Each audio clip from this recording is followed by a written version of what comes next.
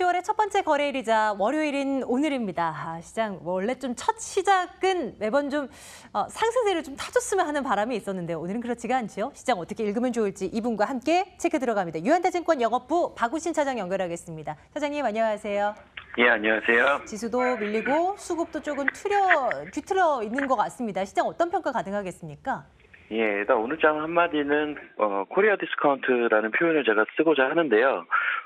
지금 지난주 금요일부터 우리 시장이 다소간의 조정의 모습들을 보여주고 있습니다. 지수도 물론 하락을 하고 있지만 종목별로 하락폭이 내지는 이제 변동성이 좀 커지는 종목들이 많이 양산이 되고 있는데 사실 이제 금요일장 그리고 금일 시장까지 아시아 증시라든지 미국 증시라든지 나쁘지가 않았거든요. 그런데 그럼에도 불구하고 국내 증시만 유독 좀 하락을 하는 그 원인이 무엇이냐 이 부분에 대해서 사실 촉각을 좀 곤두세우셔야 될 것 같은데 일단 금요일 같은 경우는 외국인들의 매도세가 직접적인 원인이 됐죠. 그리고 금일 같은 경우 보시게 되면 외국인도 외국인이지만 이제 기관까지 매도에 이제 동참을 해주는 그러한 모습들이고요.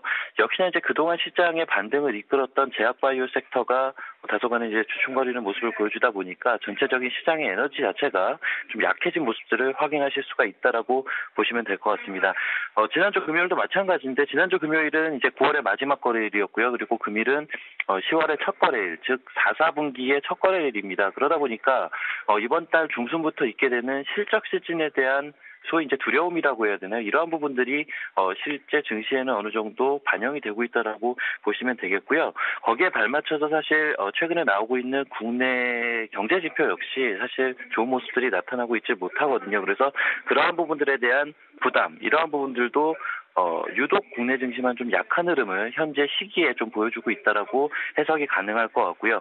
거기에 더해서 이제 미국 같은 경우는 한 번에 이제 금리를 올렸고 12월 달에 한 차례 추가적인 금리 인상이 예상이 되는데 지금 우리나라와의 금리 차가 너무 많이 이제 벌어지다 보니까 다시 한번 이제 불거지는 우려는 이제 외국인 이탈에 대한 우려고요. 실제 이러한 부분들이 금요일에 어느 정도 수치로 좀 나오다 보니까 거기에 대한 우려도 금일 시장에서 좀 반영이 되고 있다라고 보시면 될 것 같습니다.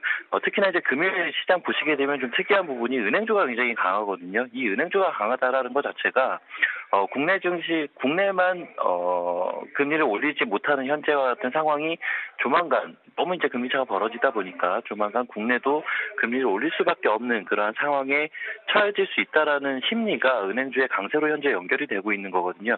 즉 이러한 부분들은 외국인 이탈에 대한 걱정으로도 연결이 될 수 있다라고 생각이 가능할 것 같고요. 거기에 따른 증시의 약세가 금일 시장에서 좀 전반적으로 시장을 짓누르고 있는 것이 아닌가라고 보고 있습니다.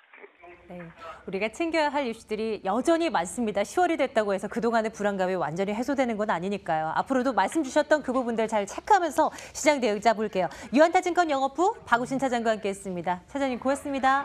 예, 감사합니다.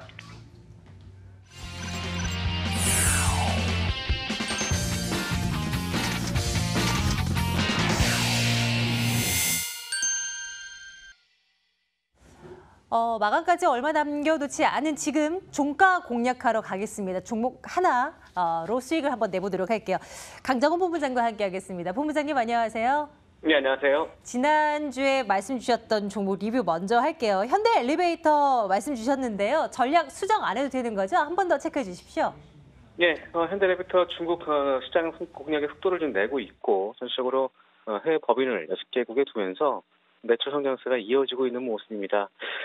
최대 주주인 현대 아산의 나무경제협력 사업이 재개될 가능성이 커진 상황에서 금강산 관광사업과 개성공단 운영권, 전력과 철도 7개 경합사업권을 보유하고 있는 현대 엘리베이터의 수혜가 기대되고 있는 모습이고 2차 공정상회담이 11월, 6월 이후 미국 중간선거 이후에 바로 좀 진행될 것으로 예상이 되고 있는 상황인 만큼 이 부분 참고하시고 12만 원까지 계속 보유 전략 제시하도록 하겠습니다. 12 그리고 손절가 10만 원 이렇게 말씀 주셨던 걸로 기억합니다. 예, 앞으로도 조금은 더 호흡 길게 가져가 보도록 할게요. 오늘 종가에는 어떤 종목 공략할까요, 본부장님? 네, 오늘 준비한 종목은 이지바이오를 준비했습니다. 88년에 설립된 축산사업 관련 사업 지주회사고요. 사료와 사료 선거지 사업을 영위하고 있습니다. 사료와 육가공, 가금 사업과 기타 곡물과 또 금융 사업을 영위하는 자회사 38기를 보유하고 있고 2003년부터 팜스토리와 강원 LPC, 한국 냉장 등을 인수하면서 양돈의 수직 계열을 이룬 그런 지주회사라고 보시면 되겠습니다. 전체 사업 가운데 육가공 사업부와 가금 사업부 등이 높은 비중을 차지하고 있고요. 투자 포인트는 두 가지를 두시는데요. 첫 번째는 자회사 옵티팜 상장에 따른 주가 반영 기대감입니다. 이지바이오의 연결 자회사 옵티팜이 이번 달에 상장될 예정으로 있습니다. 옵티팜은 동물 형질 전환 기술 영역과 질병 진단, 축산 농가 기술 컨설팅, 동물 약품 제조 판매 사업을 영위하고 있는데 지난해 기준에서 매출액과 영업은 적자를 기록했습니다만 공모가가 약 10,000원에서 12,000원 정도 됐고 상장 가치가 약 950억에서 1,140억을 예상하고 있습니다. 이지바이오의 지분이 38%를 보유하고 있는데 이 가치가 주가에 반영될 그런 상황으로 지금 놓여 있는 상황이고요. 두 번째는 3분기, 3분기 실적 발표 수준이 있죠. 실적 호조 기대되고 있습니다. 매출액과 영업이익이 4,028억과 280억을 넘어가면서 매출액은 YOY 2.8%, 영업이익은 약 14.9% 증가할 것으로 기대가 되고 있습니다. 전적으로 산업청가제 판매 확대와 고객사 다변화에 기인하면서 전년 대비해서 증가할 것으로 기대가 되고 있고요.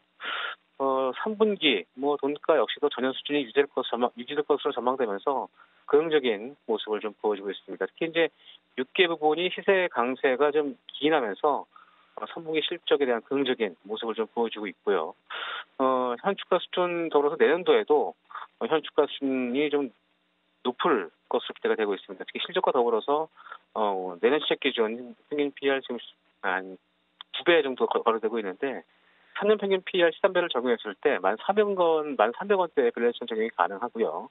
이 부분과 또 옵티팜 상장에 따른 기대감을 적용했을 때 지금 주가 수준 충분히 접근 가능성이 있다라고 판단하시고 대응하시면 좋을 것 같습니다. 목표가는 8,500원, 손절가는 7,000원 하이시에 손절로 대응하시기 바라겠습니다. 오늘 종가에 공략할 종목 이지바이오이었고요. 목표가 8,500원에 손절가 7,000원. 예, 이렇게 대응을 해보도록 합니다. 강정훈 본부장과 함께했습니다. 내일 뵐게요. 고맙습니다. 네, 고맙습니다.